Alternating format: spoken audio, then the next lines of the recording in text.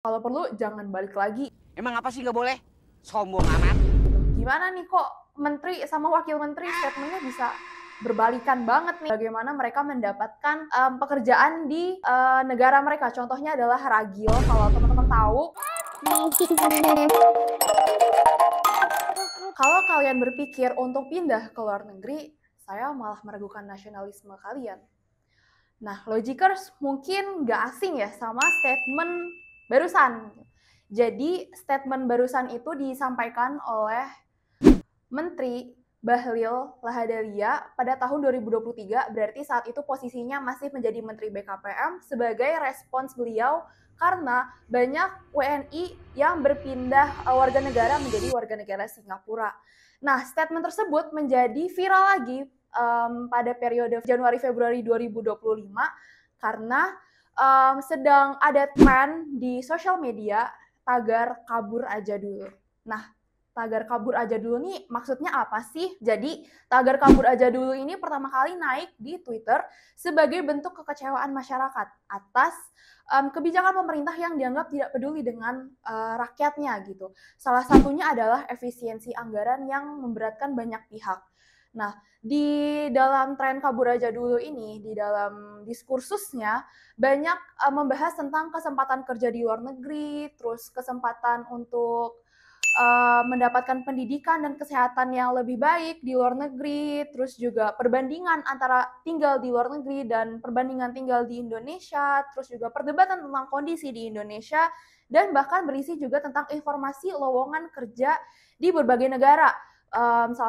Seperti contohnya Jepang, Malaysia, Singapura, dan tips bagaimana apply visa ke negara tersebut. Tentang demografi, usia pengguna tagar ini paling banyak ditemukan di usia 19-29 tahun. Yang mana ini berarti paling banyak adalah Gen Z yang mendominasi pengguna tagar tersebut.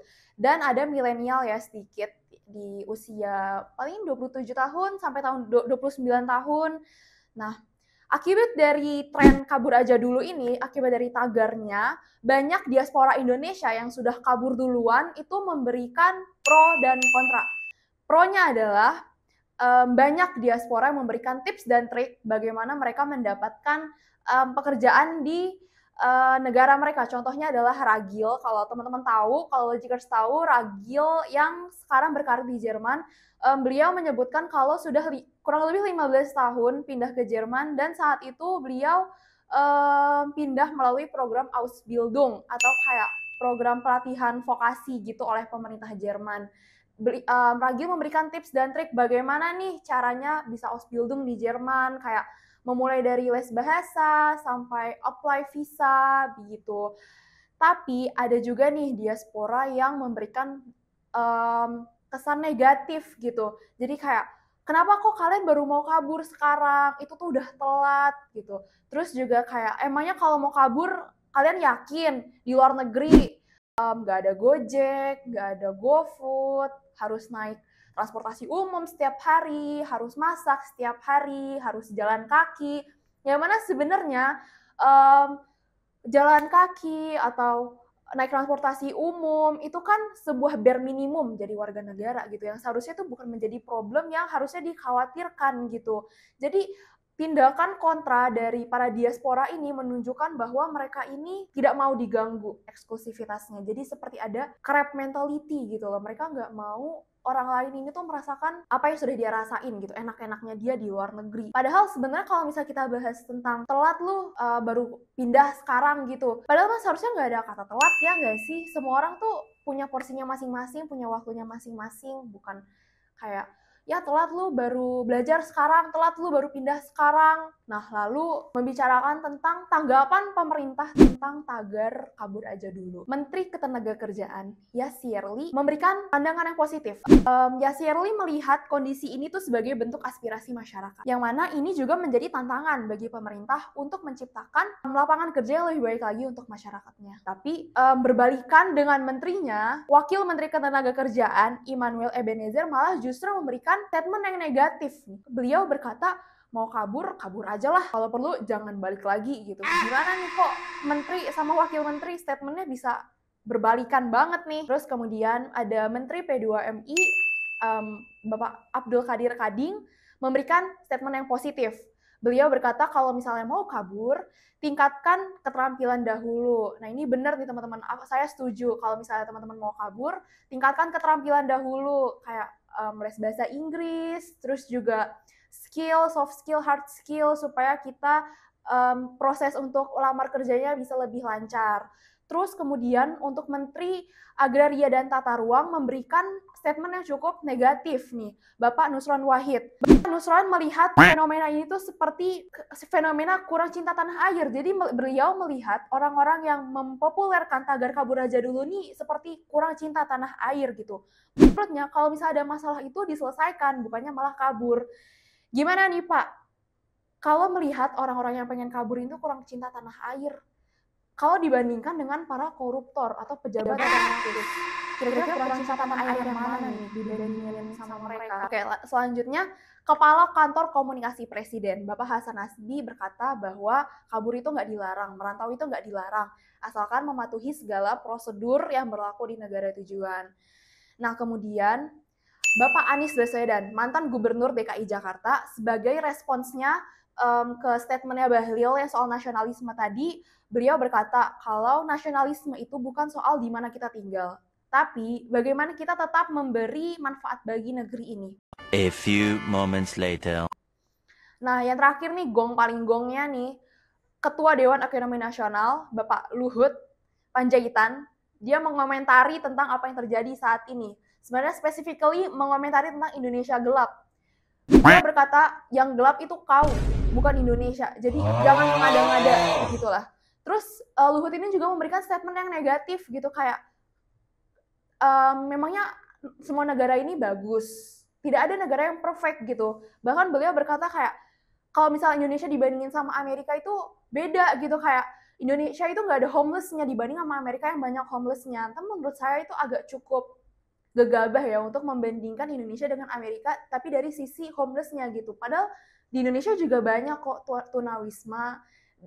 Kalau dibandingkan tentang kurangnya lapangan kerja, beliau juga berkata emangnya di Amerika itu lapangan kerja itu banyak gitu, mereka juga kekurangan gitu. Tapi kan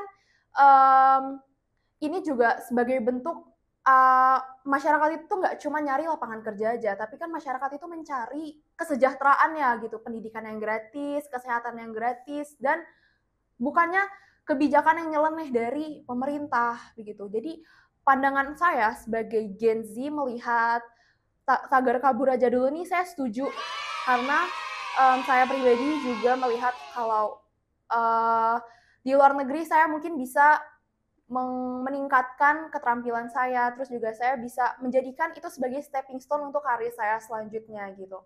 Tapi tentu saja tagar kabur dulu ini bukan berarti kita akan kabur selamanya. Namanya aja kabur aja dulu, yang artinya temporer. Jadi kalau untuk mengatakan orang-orang yang kabur aja dulu ini tuh kurang cinta tanah air, itu tuh agak gegabah karena ya mereka belum tentu akan kabur selamanya. Mereka pasti akan kembali ke Indonesia untuk mengabdi. Oke. Selanjutnya, diskursus kabur aja dulu ini tuh juga membawa diskursus soal brain drain. Nah, jadi brain drain itu apa sih? Menurut dosen sosiologi FISIP UNER, Dr. Tuti Budi Ayu, brain drain adalah emigrasi orang-orang terlatih dan cerdas ke negara orang lain. Jadi kayak orang-orang yang pintar dari negara yang satu berpindah ke negara yang lain. Nah, alasan berpindahnya ini karena ya mereka sudah tidak menemukan harapan di negara itu, jadi mereka pindah ke negara lain yang mereka tuh bisa menemukan kesejahteraannya gitu. Nah, Indonesia terancam mengalami brain drain karena orang-orang pintar di Indonesia, orang-orang yang capable itu tuh mulai berpikir untuk pindah ke luar negeri untuk mencari kesejahteraannya. Nah, kenapa hal ini menjadi ancaman? Karena orang-orang pintar ini tuh mempunyai potensi yang besar untuk Indonesia. Jadi kemungkinan besar Indonesia itu akan kehilangan SDM terbaiknya. Tapi mau gimana pun orang-orang ini kan pindah memang karena negaranya sudah gagal, sudah tidak ada harapan lagi di negaranya. Dan saya juga membawa kutipan dari buku yang berjudul How Migration Really Works dari Hein de Haas, yang mana don't blame migrants for the problem that makes them live in the first place. Jadi jangan salahkan migran, jangan salahkan orang-orang yang sudah kabur. Ini tuh atas masalah yang sebenarnya mereka itu nggak buat di awal. Jadi sebenarnya salah siapa? A few moments later. Tapi kami sendiri mau kabur apa enggak? Mau dong, tentu saja. Karena memang aku mempunyai visi untuk pergi ke luar negeri. Dan visi aku yang pertama itu karena aku pengen kuliah di luar negeri dan bekerja di luar negeri. Jadi yang aku lakuin sekarang adalah tentu saja aku menyelesaikan pendidikanku dulu, kelar S1, terus aku juga menyiapkan untuk les bahasa Inggris dan mempersiapkan skill-skill lainnya supaya proses application-nya tuh bisa lebih mudah buat aku. Halo Logikers, kami tim Logika Bicara mengucapkan selamat menunaikan ibadah puasa di bulan Ramadan 1446 Hijriah. Kami doakan semoga kita semua diberikan kelancaran, Amin. diberikan kesehatan dan kemudahan dalam menjalankan ibadah puasa. Selamat menjalankan ibadah puasa. Mohon maaf lahir dan batin.